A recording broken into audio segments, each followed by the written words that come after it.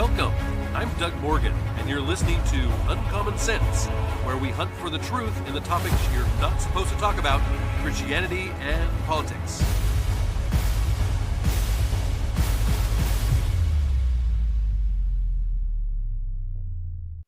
I have for a long time called for social media companies to be held accountable for how they censor some people over others. This very podcast has been affected by this kind of censorship. When we first started this podcast over 5 years ago, we would buy advertising on social media platforms like Facebook and things like that. We don't have a huge budget here, but we would be consistent with it and put Uncommon Sense podcast out there so people would know that we're here. It was not long though that Facebook and others cracked down on people and organizations that told the truth, that did not fit a liberal narrative. If you questioned the effectiveness of masks, let's say, or the vaccine, or 6-foot rule, then you were dangerous and killing people. If you spoke about Christian topics that could offend someone, then you were spreading misinformation and hate. If you had any kind of conservative viewpoints at all, then you were racist and needed to be silenced for the good of the democracy. We tried to come up with titles here for our podcasts for each episode that seemed innocuous, but it was to no use. After a point in time, Facebook refused to take our money and place the ads on their forum. Our Facebook page was seen less and less by even people that followed us. This is actually what they call shadowing or shadow banning. It's not that they took us off of Facebook altogether.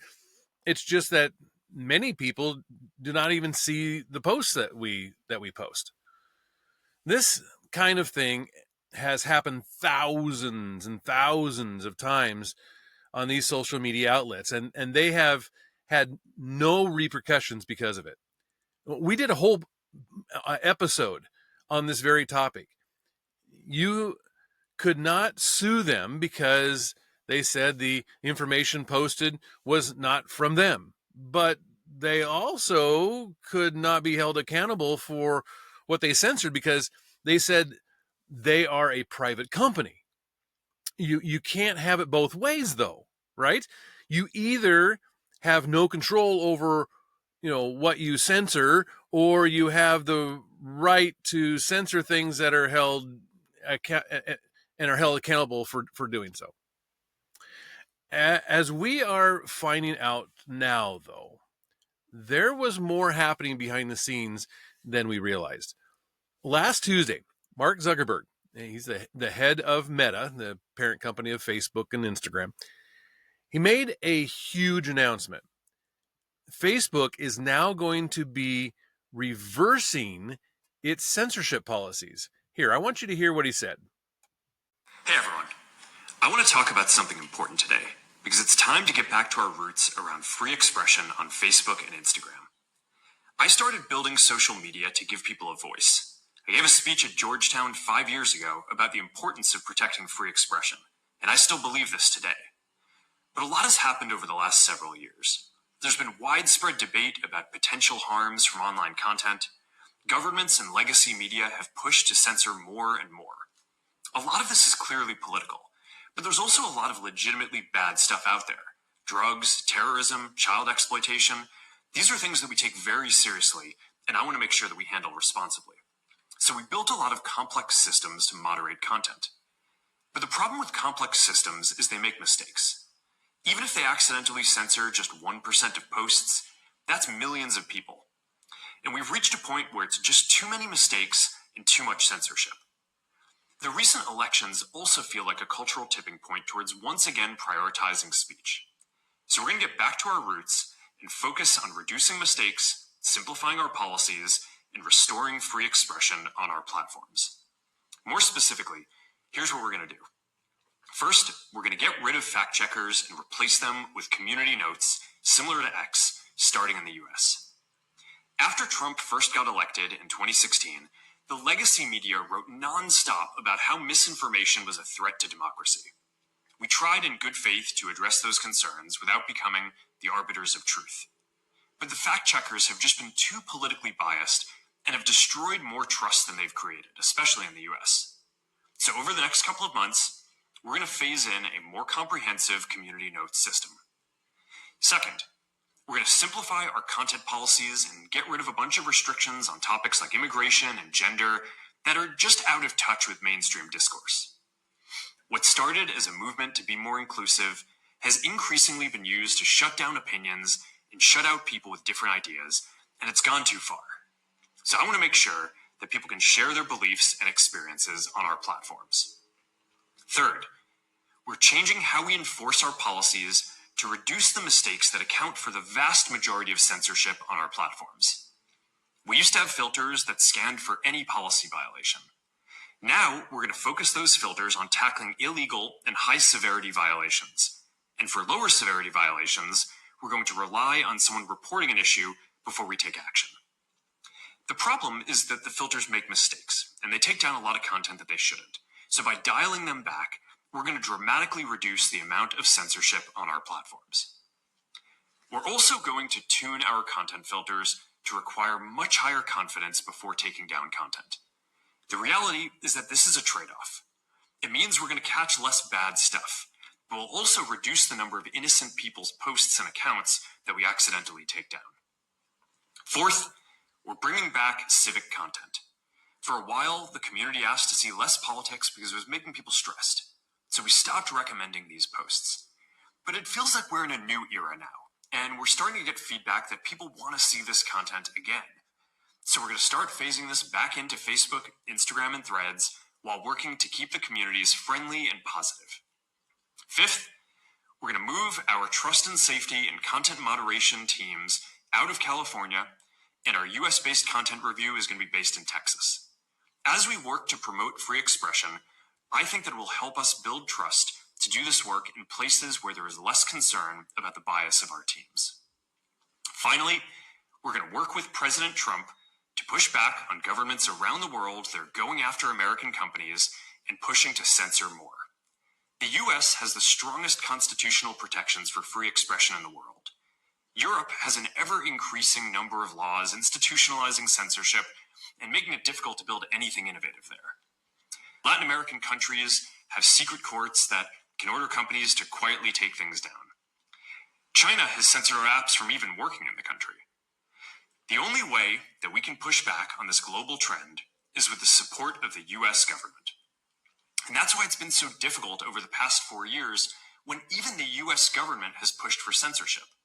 By going after us and other American companies, it has emboldened other governments to go even further. But now we have the opportunity to restore free expression, and I am excited to take it.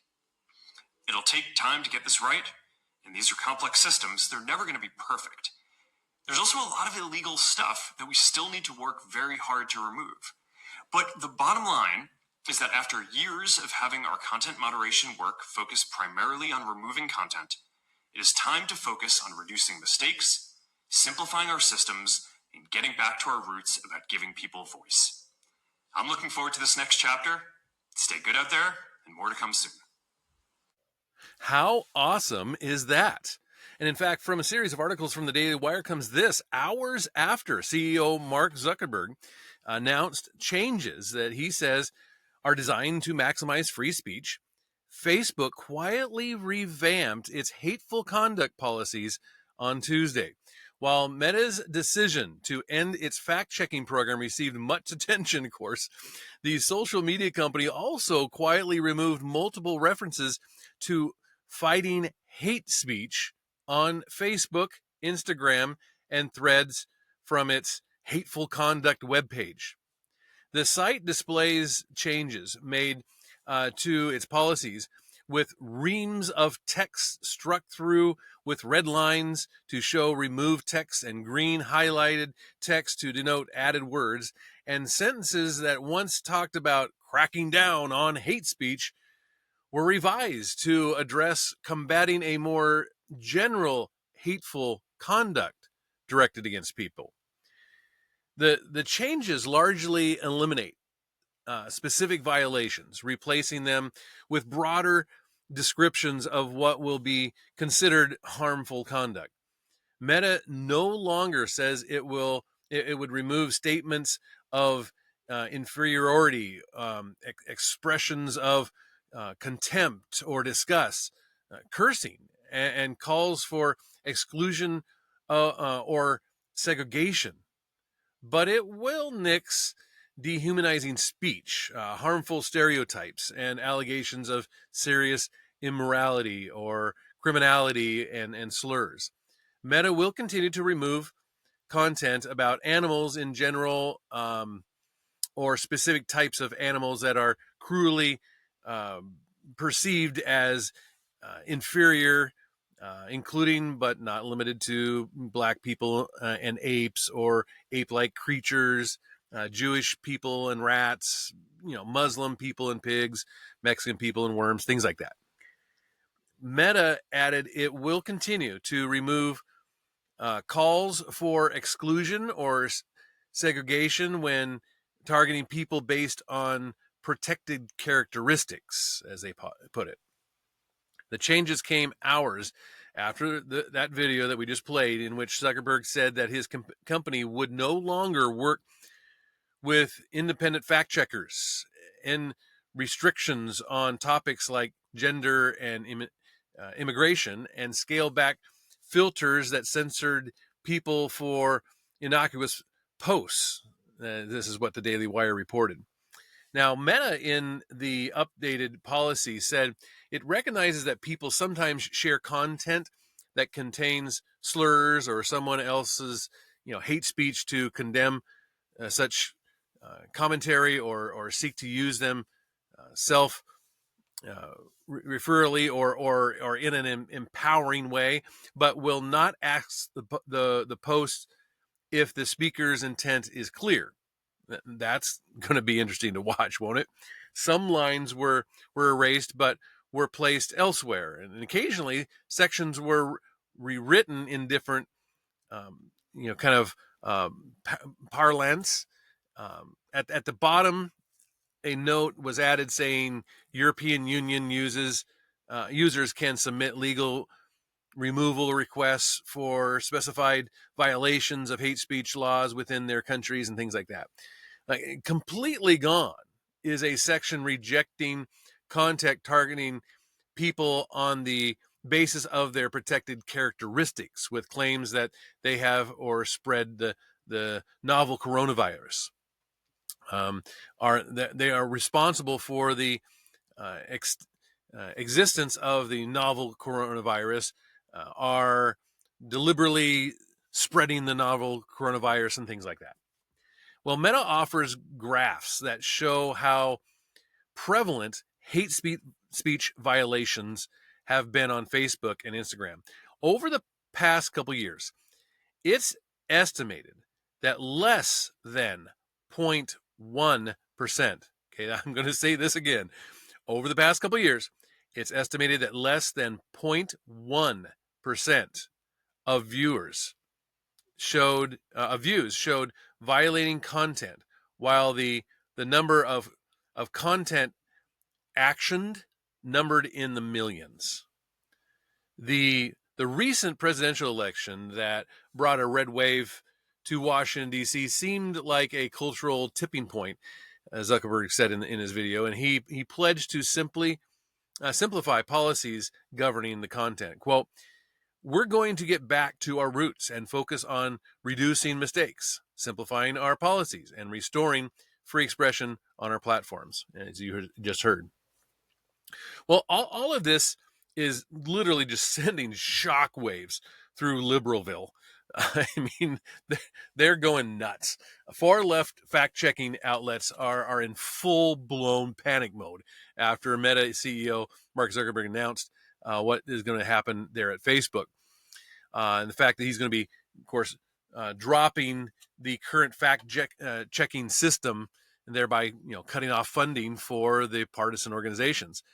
The International Fact-Checking Network. Did you know there was such a thing? The International Fact-Checking Network, or IFCN, which includes signatories like PolitiFact. You've heard of them, right? MediaWise. They called an emergency meeting specifically over Zuckerberg's announcement. This is what a Business Insider reported. Quote, "This program has been a major part of the global fact-checking community's work for years." IFCN's director, Angie Holland, said that people are upset because they saw themselves as partners in good standing with Meta, doing important work to make the platform more accurate and reliable. Well, one PolitiFact employee said that they found out this morning at the same time as everyone else about Zuckerberg dropping his partnership. Zuckerberg said in the video that Meta will no longer work with these third-party fact checkers and will end restrictions on topics like gender and immigration and things like that, which is, again, this is just such a good step in the right direction. Zuckerberg started the controversial partnership with the left-wing fact-checking sites back in 2016, following the election of President Donald Trump. And anybody that was on Facebook and Instagram, some of these social media companies, you could see the turn. There was a definite difference in how things were taking place on those sites. Conservative news sites, including the Daily Wire and others, quickly saw the suppression of their content for supposedly posting misinformation and things. However, information that was merely contrary to the mainstream narrative was also rated, false and misleading and things like this. Even satire from right-leaning sites such as the Babylon Bee was rated false by these supposedly independent fact-checking outfits. Holland, though, shifted blame to Facebook for the actual censorship of posts. And when she says, "It was never about censorship," yeah, right, but about adding content to prevent false claims from going viral, she said. Notably, Facebook made the decision to censor posts based on the fact-checking ratings. Now that Meta, a leading funding source for the IFCN, of course, is no longer using these fact checkers, these operations will have to, of course, size down, according to her. Holland said that the IFCN was here before Meta's program and will be here after it. She said, "We may look different in size and scope, but we'll continue promoting the highest standards in fact checking and continuing organizations and connecting organizations that want to collaborate worldwide." Quote, we're here to help them figure out the best way forward, is what Holland said. Well, as I said before, more and more facts are now coming out as to why social media went into, restricting free speech. Meta CEO Mark Zuckerberg, of course, revealed during an interview with Joe Rogan this week that officials from the Biden administration would call his company in a state of rage, demanding that they censor the content. Yeah. Zuckerberg's remarks last Friday come after Zuckerberg said in the letter back in August that the Biden administration repeatedly pressured our teams for months to censor content, including specifically accurate content and memes. Yeah, he said that they were trying to censor anyone who was basically arguing against taking vaccines. Again, you could see this going on. How do you prove that kind of thing, other than just kind of watching what gets censored and what doesn't? But here he is saying, yeah, this is exactly what we were doing. He said, quote, "And they pushed us super hard to take down things that were true, he said. I mean, they basically pushed us and said anything that says that vaccines might have side effects, you basically need to take down. And I was like, well, we're not going to do that. Like, we're clearly not going to do that. Here, listen to what he says. I think that while they're trying to push that program, they also tried to censor anyone who is basically arguing against it. And they pushed us super hard to take down things that were honestly were true, right? I mean, they basically pushed us and said, anything that says that vaccines might have side effects, you basically need to take down. And I was just like, well, we're not going to do that. Like, we're clearly not going to do that. I mean, that is kind of inarguably true. So this is crazy, right? And later in the interview, Zuckerberg said that Biden officials would call his team and, quote, scream at them and curse, demanding that they censor content. Yeah, listen to this. The interactions that I was just referring to, I mean, a lot of this is documented. I mean, because Jim Jordan and the House had this whole investigation and committee into the kind of government censorship around stuff like this, and we produced all these documents, and it's all in the public domain. I mean, basically, these people from the Biden administration would call up our team and like scream at them and curse, and it's like these documents it's all kind of out there. Did you record any of those phone calls? I don't think we but I think I want to listen. I mean, there are emails. the emails are published. It's all kind of out there, and they're like, and basically it just got to this point where we were like, no, we're not gonna take down things that are true. That's ridiculous. They want us to take down this meme of Leonardo DiCaprio looking at a TV talking about how 10 years from now or something, you're going to see an ad that says, okay, if you took a COVID vaccine, you're eligible for, for this kind of payment, like this sort of like class action lawsuit type meme. And they're like, no, you have to take that down. We said, no, we're not going to take down humor and satire. We're not going to take down things that are true. And then at some point, I guess, I don't know, it flipped a bit. I mean, Biden, when he gave some statement at some point, I don't know if it was a press conference or to some journalists, where he basically was like, these guys are killing people. And I don't know, then like all these different agencies and branches of government basically just like started investigating, coming after our company. It was brutal. It was brutal. So you see, the Biden administration was putting huge pressure on Facebook and these other social media companies, and it doesn't relieve them of their responsibility. It doesn't allow them to get off scot-free. But what it does do is it shows you where this humongous amount of pressure was coming from. But now that things are reversing, the call for Facebook to lift suspended accounts are getting louder. Several pro-life Facebook users are demanding their accounts be restored after Meta promised last week to support free speech on its platform. In a letter obtained exclusively by Daily Wire, the legal counsel for Life News and its founder, Stephen Airtight, as well as pro-life mother Abby Covington, requested Meta immediately restore their disabled accounts. Quote, if Meta is truly committed to the free speech principles that it recently announced, it will act swiftly to reinstate Mr. Aitart's Life News's and Mrs. Covington's accounts, reads the letter from the legal team at Alliance Defending Freedom, or ADF. In May, Airtight found his Facebook account had been permanently disabled after he posted a video showing a doctor performing a C-section, not an abortion, a C-section. During the procedure, the unborn child can be seen grabbing the doctor's finger. Quote, an unborn baby can't be just a clump of cells when he or she is grabbing the doctor's hand, read the video's caption.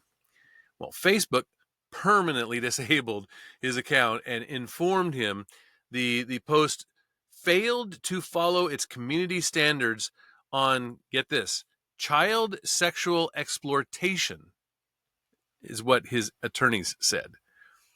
Because Life News used the Facebook account of Airtight to create the Life News Instagram account. The group's Instagram account is effectively permanently suspended as well. Quote, these account suspensions have caused serious harm to Mr. Airtight and Life News, the ADF attorney wrote in a letter to Meta. Covington, the Christian pro-life mother of 3, had her Facebook account permanently suspended after she posted about her family's adoption journey. In her post, she described her family's Christian faith and encouraged expecting mothers to reach out if they were thinking about putting their baby up for adoption. This is what she says, quote, we believe children are a gift from the Lord. Ooh, that is so hateful. She also said, God has given us the desire to support an expecting mother who will choose life for her baby through the gift of adoption. We love our children, and our prayer is to expand our family while providing a safe and loving home, unquote. Well, Covington received a barrage of hateful messages after her post was shared in a private group, prompting her to, of course, delete it. And one user wrote, I'm adopted, and I'd S in your mouth out of spite while you were asleep if I'd been raised that way, unquote. Now, that's not hateful, right? I mean, which one, of course, got suspended? The hateful speech one or the loving speech one? Yeah, it was the loving speech. Facebook then informed her that her account did not follow its community standards on human exploitation, is what her attorneys say. And the platform disabled her Instagram account as well as all of her Facebook accounts, including the one from her jewelry, skincare, and makeup business. The messages that Mrs. Covington received from other Facebook users were understandably distressing. The ADF attorneys wrote in their letter to Meta that, quote, but what is most distressing to her is Facebook's decision to permanently disable all 6 of her accounts, causing her significant financial and personal harm. The ADF attorneys accused Meta of violating its free speech standards, breaching its own terms of service, and failing to uphold its promises. They requested the company respond to their request to reinstate the pro-life accounts by January 22nd. Quote, these situations provide a litmus test for whether Meta will live up to its public announcement or continue to censor and restrict the marketplace of ideas. Here's another quote. It says, Facebook needs to keep the momentum going. And if Zuckerberg wants to make a real impact related to censorship, then he must immediately stop the weaponization of its content standards against pro-life groups like Life News. No group should be silenced for expressing their political or religious views on the platform. And Meta's promise to uphold free speech starts here. This is what Jeremy Tedesco, ADF's senior counsel and senior vice president of corporate engagement, said in a statement. Meta has been, fiercely criticized in recent years for censoring political content as well, such as the Hunter Biden laptop story, which broke just before the 2020 election. And I guess that's what this really boils down to, is it not? I mean, who is the one that is the arbiter of truth? I mean, that is why free speech is so important. I know if you're a regular listener to the podcast, I know that I rail on this subject quite a bit, but I think it's really important because I think free speech is so important to our freedoms. And the reason for that is, I mean, take a look at the Hunter Biden laptop story, for instance. Okay, so let's just take a look at that as an example. The election was coming up in 2020, and this is right before the 2020 election.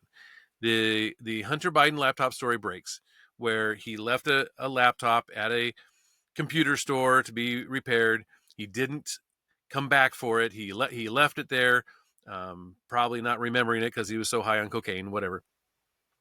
The store, of course, at that point can claim it, and they do, because he didn't pay for the repairs, and now it's theirs. Well, all of a sudden they go through this laptop and they find all kinds of terrible stuff on it, and they try, to give it to FBI. Obviously, there's some things on there that are just damaging to the president and whatnot, and or the soon-to-be president.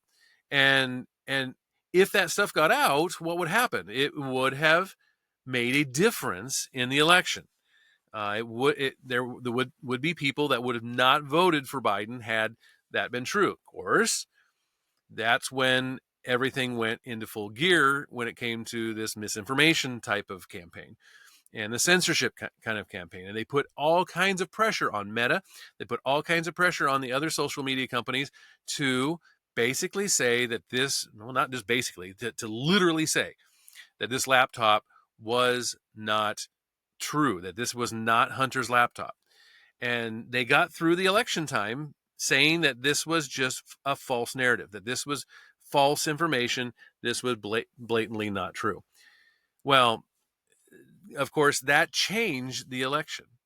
And it, of course, later came out that it definitely was true. So again, who was the arbiter of truth?